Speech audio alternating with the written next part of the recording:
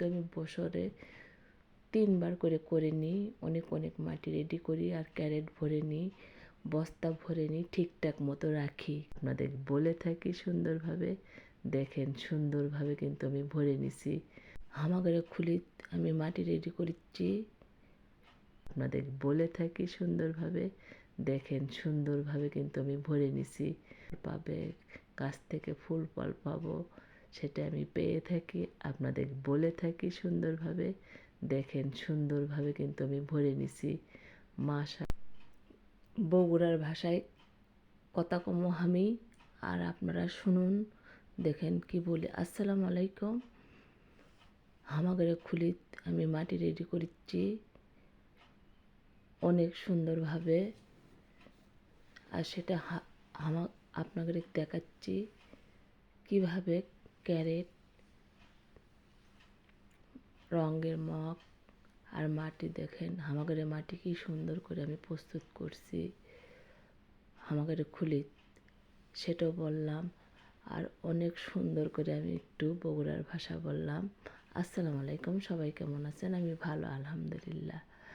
বগুড়ার ভাষা যে পারি না, অনেক অনেক পারি, কিন্তু আসলে পড়ি না। সুন্দর করে দেখেন মাটি রেডি করা আছে, সেগুলো ভরে নিচ্ছি। আর এরকম করে করে কিন্তু আমি বছরে 3বার করে নিই। অনেক অনেক মাটি রেডি করি আর ক্যারেট ভরে নিই, বস্তা ভরে নিই, ঠিকঠাক মতো রাখি। কারণ যেহেতু অনেক সময় বৃষ্টি হয়, অনেক সময় হয়তো রোদ ওঠে না। এটা বছরে 3বার বেশিরভাগ আমি করে থাকি, যেহেতু 3 বছর হচ্ছে আমার বাগান করা। আর সেই ভিডিও বারবার আপনাদের সামনে নিয়ে আসতেছি। এরকম করে করবেন, গাছ থেকে ফুল ফল পাবেন। আর এই দেখেন গাছের পাতা লতা কিচ্ছু কিন্তু আমি ফেলে দিইনি। ছাদ বাগানের প্রত্যেকটা কিন্তু সুন্দরভাবে রেখে দিয়ে শুকায়ে ক্যারেটে, রঙের মগের, ড্রামের নিচে, টপের নিচে দিয়ে দিয়ে, সেটা আমি বারবার বলে থাকি এভাবে সবাই দিবেন।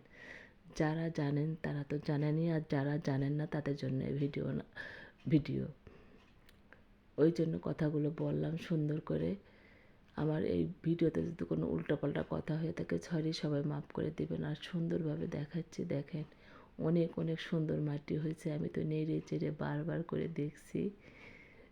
আমি কিন্তু করিনি, লোক দিয়েই করে নিছি, কারণ এগুলো বড়ো কাজ, আমি আসলে পারি না, আমার হাজব্যান্ডও পারে না। আর দেখেন অনেক অনেক সুন্দর করে এগুলো করে নিতে হয়, আর রেডি করতে হয়, প্রস্তুত করতে হয়। তারপরে একটা ভিডিও আপনাদের সামনে নিয়ে আসতে হয়। একটা ভিডিও করতে গেলে যে কত কষ্ট হয়, ভয়েস দিতে হয়, এডিট করতে হয়, ঠিকঠাক মতো কথা বলতে হয়। আর অনেকে জিজ্ঞেস করেন আপনার বাসা কোথায়? আমার বাসা বগুড়ায়। আমি বগুড়ার সোল, বগুড়ার বউ।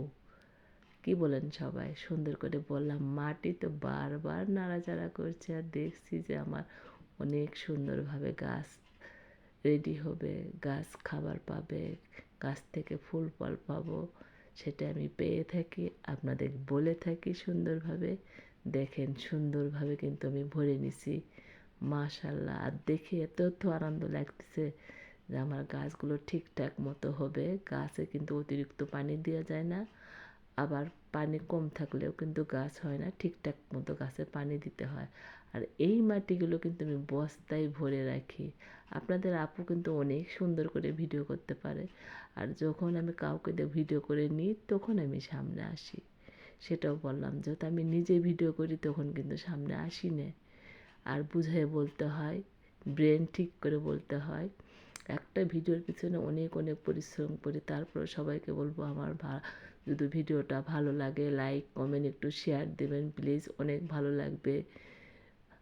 আর সুন্দর করে এই যে মাটি রেডি করলাম আর আপনাদের সাথে শেয়ার করলাম। এরকম করে আমি আমার সিঁড়ির রুমে রেখে দিই, আর যখন গাছ লাগাই তখন ছাদে নিয়ে যাই। কিন্তু আমি বছরে 3বার করে নিই। অনেক অনেক মাটি রেডি করি আর ক্যারেট ভরে নিই, বস্তা ভরে নিই, ঠিকঠাক